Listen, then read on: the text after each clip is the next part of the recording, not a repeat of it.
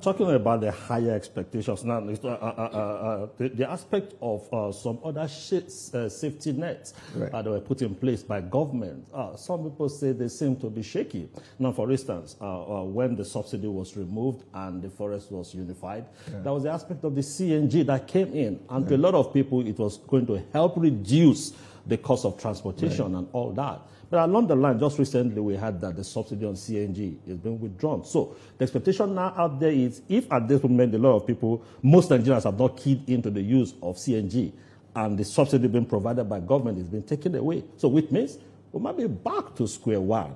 And also you keep having increases in electricity, because whatever interventions you give the people, if you have other means that are taking the money away from the people, at the end of the day, people seem to be left on the same level. Here comes then the issue of maybe taxation. If you see the effort of Mr. President, he's looking at finding ways of generating revenue outside of oil dependency.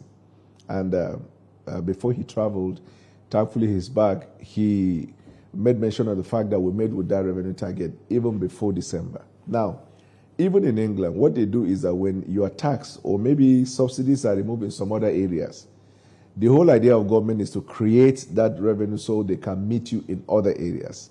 So maybe in this area you've had to endure, is probably the other area is most essential and crucial, and the government is trying to come into that.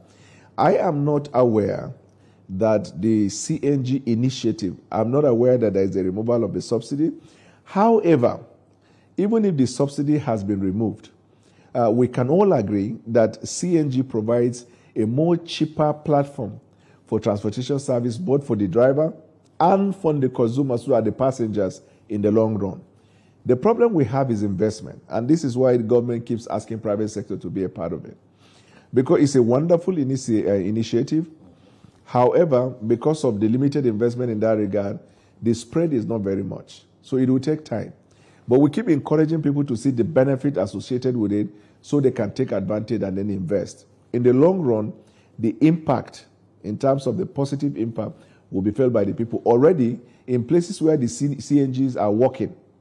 You know, CNG cars and conversions are working. Everybody has testified, we've been carrying those reports for some time, that life is a lot more cheaper, transportation is a lot more better for the drivers to make money, and for the passengers, they pay less as compared to when they use the regular transportation system, which is occasioned by the petrol.